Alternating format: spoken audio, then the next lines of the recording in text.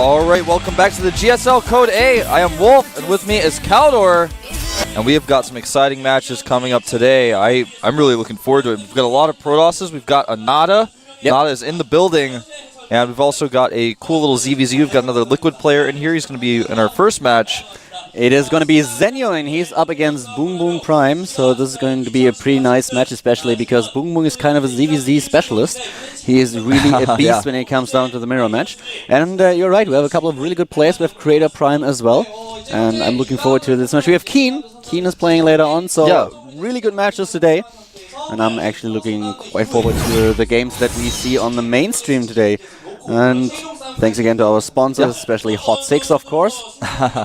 And of course, not only do we have all these players playing today, we have Alicia playing as well. That's someone I'm really looking forward to because Alicia, he's kind of been, I used to call him the Chosen One because a long time ago he was only pro in the round of 8, but you know, he fell out. He was doing poorly for a while, but his play seems to have gotten a little bit better, so I'm really curious to see if he can pull it off today or not. I'm really curious to see how he's going to do. And of course, Inca is playing today as well. Don't forget that. So, Inca played against Nada before in the past. They're playing both on the same day, not against each other, but they're both here in the studio together. They're former teammates. Nada recently went to Complexity, so just something to think about. And I know Nada's biggest fangirl will be here. Like, she's not here yet. She always comes, but she's not here yet, so Nada's probably not yet here either. Remember, our final date, you can see coming up here, it's going to be on March 3rd, so definitely go and check that out. Go to GOMTV.net, find the information there about the seating, how you can reserve a seat, how to show up, how to get there, etc., etc. You know, that information is also on GOM's Twitter at GOMTV, so be sure to follow them there and get that information. Yeah, you should definitely check out the seating and everything and make sure that you're there. Actually, the first time that I went to one of the finals, I was really overwhelmed. I was like, whoa, what is going on? There are a lot of people there. Yeah, it is insane. Definitely so. There's a lot of people there. You know, there's special seating that you can get if you get there early, if you sign up. So definitely make sure you do that. It's a great experience to go to the finals. I definitely recommend. If you're in Seoul, absolutely go. Yeah, definitely. The first time I thought, like, because it was roughly like 1.5 hours away, I was like, yeah, well, I can't really be bothered. I want to watch it on the stream. And I just went because it was my first final. And then suddenly I was there and I was like, oh my god, this is unbelievable. It was a great experience. Definitely check that out. This is the results from yesterday. We had the Studio 2 results. The STC against Finn with an amazing hold by Finn in the first game. It was really, really great play. Great defensive play. But in the end, he lost the STC. It was really surprising.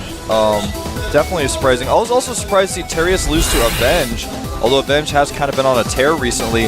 Now here are our results from, of course, the other stream. Sen losing to Sniper 2-0, making our foreigner count down to 0. Zen told me, I asked him when I arrived back at the GOM house, I asked him, Zen, why did you lose? And he was like, oh my god, I played so bad. I told him, yes, I saw you lost like 2-0. And he said, man, I didn't lose 2-0, I just embarrassed myself. I lost like 10-0. It was so bad, and I don't even know why. So he was really bummed out and really disappointed. Definitely check out that match as well as Seed versus Boxer. Seed doing some very Seed-like play. For those of you guys who didn't catch it yesterday, Seed was able to use Hallucination just like he did in the Team League. What he's known for against Boxer is quite interesting to see. Here are today's matches. We've got Squirtle against Inca. Inca definitely the favorite for that one. Yu-Gi-Oh! Against Virus. Brown against Killer, another PvP that should be interesting to watch as well. And finally, Maru against Happy. These are all on our secondary stream. And I'm so excited. I actually want to... I'm going to watch the VODs later because that's the secondary stream as you just mentioned. I want to see how Maru Prime does. After he beat Moro in the GSL Code A, he went for an all-kill against StarTale in the KSL, so I was really surprised to see him perform that well. These are the games on our stream, on the main stream today. We have BBoongBBoong Prime against Zenio, ZVZ, then we head into Slayers Alicia against MVP SC, Protoss versus Terran. The third game is going to be another Protoss versus Terran with Ace and Keen. And we have Creator Prime against Nada. That should be, I think, the most exciting matchup today, man. Creator versus Nada is going to be awesome. And here is our first match. It is going to be a ZVZ. We had a little technical difficulty there, but it's going to be a ZVZ. And BBoongBBoong against Zenio should be quite interesting to watch. I think BBoongBBoong, based on the results that he's had recently, hasn't lost ZVZ in quite some time. Exactly.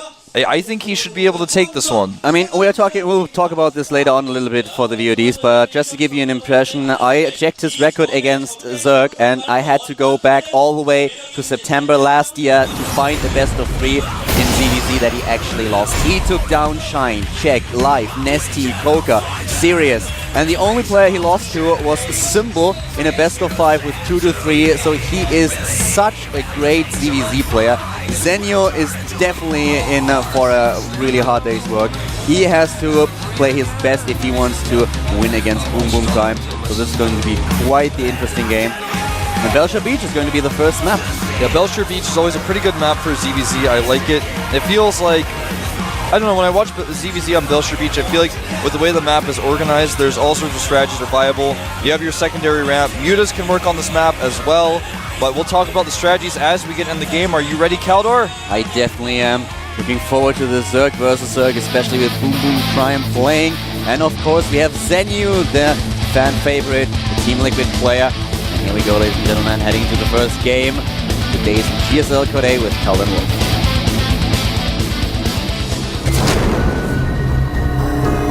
Here we go to the top left of the map.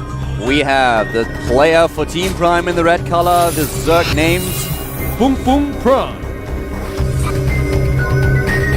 Named after farting noises. And his opponent at the bottom right in the blue color, the fan favorite player, he is playing for Team Liquid. It is Liquid Zenio.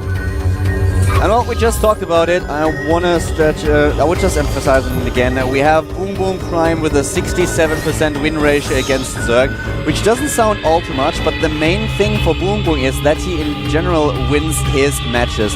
He may lose a map every now and then, but the best of 3s usually end in his favor. He is such a great ZVZ player. He defeated Shine with 2-1, he defeated Check with 2-1, he took down Live, defeated Nesty in the Arena of Legends with 2-1, defeated Koka, Symbol, and the last game that he lost in ZVZ was back in September, so he's a really, really great mirror player, and I'm curious to see what exactly Zenio is going to do in order to take him down. Well, looks like he's going to try for a hatch first here, and this can work really well on Belcher Beach. It's a good map for hatch first, even though it's 2-player. Even if your opponent early pulls you, you can be fine against that. You know, sometimes early pools catch hatch first players off guard if they go pool after gas, after the hatchery. So if they get their pool a little bit later, like we saw at Sen yesterday, his timings were a little bit, you know, unusually got caught off guard by early pool. But I think Zenio, even though he is going to go for gas before pool here, will be fine. Of course, his opponent went for a very normal pool timing. And we'll see what BBoongBBoong is going to do as a response to this hatch first. I really feel... obviously, he has to get his Baneling Nest. He has no choice in that regard. But he may try to go Mutas. A lot of players have been trying to go Mutas on this map. Yeah, we've seen usually the opening with the Banelings, as you already mentioned, because there's just such a huge area that you need to defend. It's not easy to wall off with like 2 queens. If you have a single file ramp, then you can just use 2 queens in order to block it. But on Belcher Beach, we normally see an opening with Banelings. And the transition later on is either into Roaches with Infestors. That's what we usually see, the Roach Infestor build. But also Mutalisks are definitely an option that you can use when you're a Zerg player. So you have to be a little bit careful though. As soon as your opponent has Infestors in the game, Mutalisks just become like a little bit fragile. If you get caught by one fungal, then usually you are in a lot of trouble. We'll lose a lot of Mutalisks and gas therefore. So yeah, it's gonna be a really great game. Well, we're going to see just a few Zerglings coming here to pressure Zenio. He's actually going to try to trap these Zerglings. BBoongBBoong may cancel that. Yeah, smart move. If you've got your eggs surrounded, there's no reason to try to keep that. And he does actually chase him away with just his first 4 Zerglings. The reason why Mutas work so well on this map, or rather why they're so common, is because, like you mentioned earlier, this map is very wide open. It's hard to defend against Banelings. There's no ramp to block. So for that reason, the game stays longer on Zergling Baneling, and then people transition to Mutas because it's kind of a more fitting transition than transitioning into Roaches a lot of the time, because to make that Roach switch, your Roaches in small numbers can be surrounded by Speedlings. It's very scary to make that choice. Otherwise, you're safe. You're like, alright, I'm going up to Lair. I'm going to have my Lair tech. No matter what I do later, I can go Mutas safely here. And BBoongBBoong has actually made a ton of Zerglings here. He's trying to get aggressive now. Zenio on 32 supply at the bottom. Both of them not getting any gas right now. A lot of Zerglings headed towards the main base of the Team Liquid player. Here they are. There is one Spinecrawler. He's trying to run past the Spinecrawler. He's headed for the main base now. And he's facing his opponent's Zerglings, but I feel there are not enough of them to take down Zenio. The two Queens have quite a lot. And now he's just trying to snipe some of the drones. I'm surprised he didn't go for the Queen in the main base. That was something he could have very easily gotten for sure. And now he kind of traded his earlies and lost his early speedling advantage. He was in a position where he could have surrounded the Queen easily, and as soon as you at least kill one of the Queens, you have the advantage with the lava, so it's a little bit of a problem for your opponent to come back into it. And only one worker has been killed, which is a little bit of an upset for BBoongBBoong. Zenio looking pretty good right now. Yeah, he's looking very strong right now. He's a little bit ahead in workers, and he's even going to be able to counterattack here and even up that worker count. Trying to run into the main base. Yeah, he gets in here. He's going to be able to target down maybe 2 or 3 drones. Actually, not getting any of them there. He's forced to retreat. Looks like Zenio's going to cut him off, and yeah, he's not going to be able to keep very many of these. Well, surprisingly, a few of them getting out of there. Either way, spines being made for both players. Looks like a Baneling nest going down for both players as well. Finally, I was actually already a little bit surprised that we didn't see the Baneling nest earlier, but both of them pulled off the drones from gas once they had the 100 for the metabolic boost. And here comes BBoongBBoong once again with his Zerglings, and he has a huge amount of Zerglings. Will he this time be able to do some damage? He's trying to attack this, maybe head to the main base. He's finally trying to snipe the Queens, but there are transfusions ready. They were in really good position as well, just no way to surround them. Very well positioned between the mineral patches. So 2 consecutive Zergling run-bys that were not very effective for BBoongBBoong, and in fact very wasteful, I should say. 33 drones to 30 here. Spinecrawler being repositioned now. And it's going to be, now we're going to have a game where it's all about how many Banelings are made. Obviously, since he lost so many Zerglings with that attack, BBoongBBoong will have to make 2 Banelings back home to defend the possible counterattack. And then it's going to be a game of who is most aggressive with their Zerglings, who's going to tech first, who's going to make that first choice to, I want to go lair now, I'm going to do that, or I'm going to make a Roach Warren now. And it looks like Zenio has already made the choice. He's making a Roach Warren behind this, making a ton of Banelings. They are spotted, however. They certainly are. There are a ton of them, as you just mentioned. He needs to be very careful. BBoongBBoong Prime, that is. A lot of gas invested, though. Wow, this is a ton of Banelings. Wolfie's trying to snipe them, but they are headed into the main base. Most of the Banelings are already dead and gone, but if only a few of them connect, and he's able to take down quite a few. Oh! What? What was that? I don't know! What did he just do? He's like, I killed enough of the natural, I guess. Only 8 workers. That was not a good trade. He could have at least gotten 15 or so there if he had exploded that second Wolf, group he correctly. just lost 14 Banelings and did only kill 8 drones. Wow, that was a huge investment. Yeah, definitely a huge investment. The worker count looking pretty even here, though. And the question will be, how many roaches has he been able to get out here? He's gotten a few out. He's going to have to start powering through that, but there's a lair already on the way for Zenio now, and with that Roach Warren, he's already got the Evo Chamber as well for upgrades. He seems to be ahead in every regard. Look at BBoongBBoong, just now getting his Roach Warren. He's got to get his Evo Chamber up, and he hasn't even started a lair. Yeah, you're perfectly right. BBoongBBoong is lagging behind a little bit, even though they are roughly the same amount of harvesters. BBoongBBoong is a bit behind Zenio with a fast attack, the faster Roach Warren. Everything that Zenio does is a little bit faster than the counterpart of the actions of his counterpart. So +1 attack being researched right now for Zenio, and he's just looking very, very solid against BBoongBBoong now. Even though this Baneling attack didn't do a lot of damage, I have to give the advantage to Zenio. Now finally starting the +1 attack upgrade as well is BBoongBBoong Prime. And here are the Zergling. Oh my god, running right into the Baneling. That was a huge blow. That's another way for Zenio to get even further ahead. And, you know, you were saying earlier, BBoongBBoong does not have very many recent losses against Zerg, but he may have his first one against Zenio, man. It's looking tougher and tougher for him now. Roach Speed, Burrow, and an Infestation Pit now on the way for Zenio. He's ahead in every way. Like you said, just one step ahead every time. And in ZVZ, this becomes the case quite often when one player just takes more risks than the other player and starts to get ahead that way.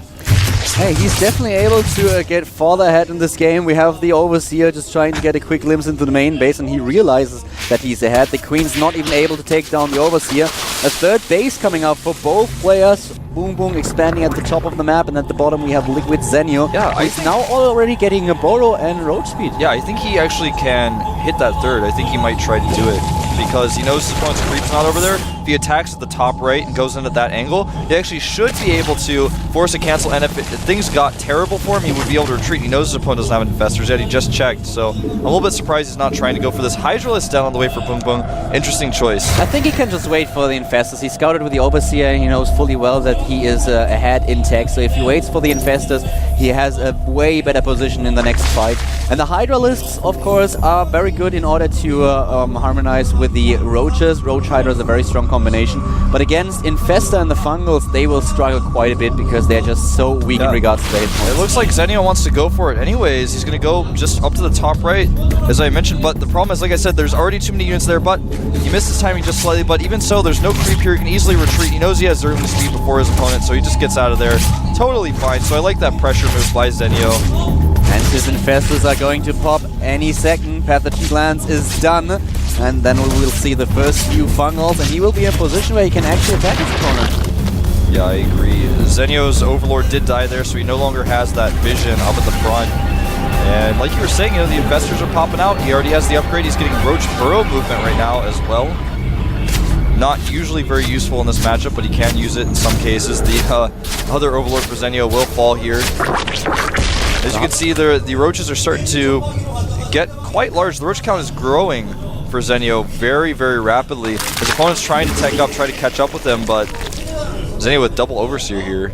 I actually prefer getting the infestation bit a little bit earlier, because as soon as you build your infestors, even if you don't engage, they will just get enough energy for additional Fungals over time. So adding the Hydralisk a little bit later is, in my opinion, the better choice. And I think that's probably what Zenio is going to do later on in the game, adding the Hydralisks as well. He definitely will. I mean, he's got his fourth base down there being made. He knows his opponent can't even attack that. Looks like he definitely wants to play for the longer game. He's building his infestor count slowly but steadily here.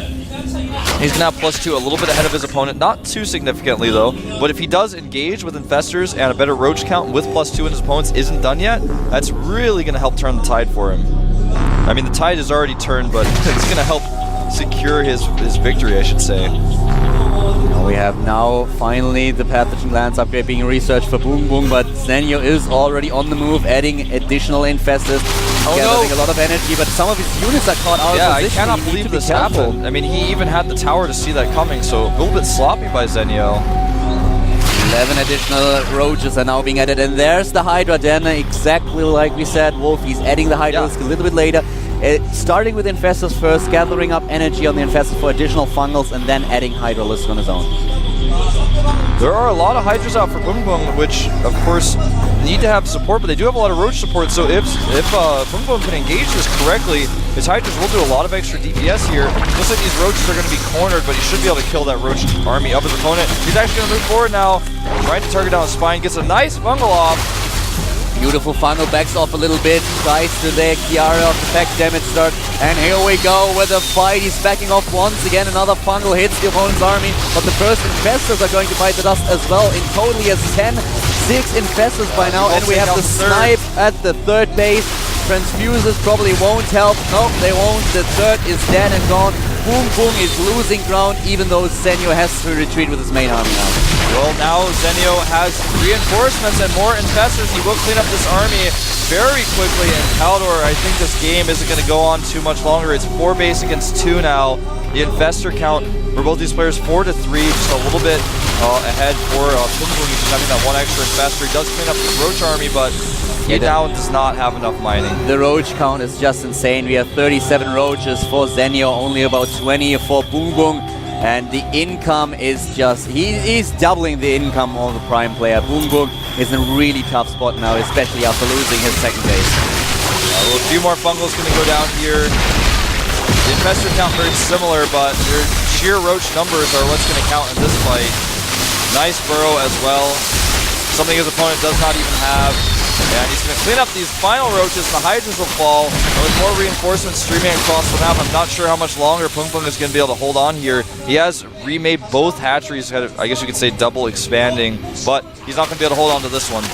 No, definitely not. And we see BBoongBBoong, who is an expert in ZVZ, losing the first map against Zenio. Well done by the player from Team Liquid. This was quite the performance. Good job. Yeah, GG indeed. I feel Zenio just inched ahead his advantages over and over again. The The only mistake I really felt he made was his control with the banelings when he made that huge 14 baneling attack. But either way, he traded okay with that. He killed 8 drones, he killed a lot of other units as well.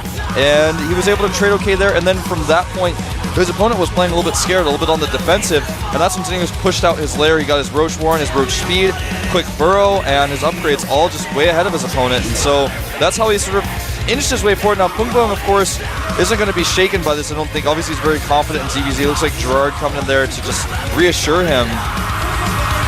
Yeah, BBoongBBoong's not a guy to get nervous, man. No, I don't think so. He's going to play the next game very, very well. I think he's one of those players who can just start from a clean slate. He isn't too phased by the last game. Yeah, yeah. So we will see BBoongBBoong give his best in order to take down Zenio after all. It is a best of 3. But Zenio, as you said, he just got small advantages, and they added up over the course of the game. And that's how ZVZ often goes. It's a matchup where tech is so important. It's all about the Roach count, you know, is the most important thing, but how do you get to that Roach count? How do you take up to the Roach Warren? When do you get your lair? When do you get your upgrades? When do you get investors? Everything, yeah, those moments where you have to choose, do I want to make the lair now, or maybe he's going to kill me if I make the lair now? I mean, there's moments like that, and Zenio made the right choices. He was aggressive, he's put his opponent on the defensive, and that's how he kind of inched ahead.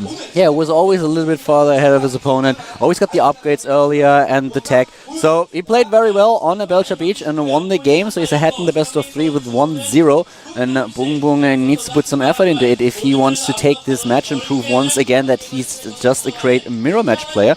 But Zenio needs only 1 win in order to advance to the next round. So far he did a really good job, and we'll see if he's able to repeat it on the second map. The second map is going to be Cloud Kingdom.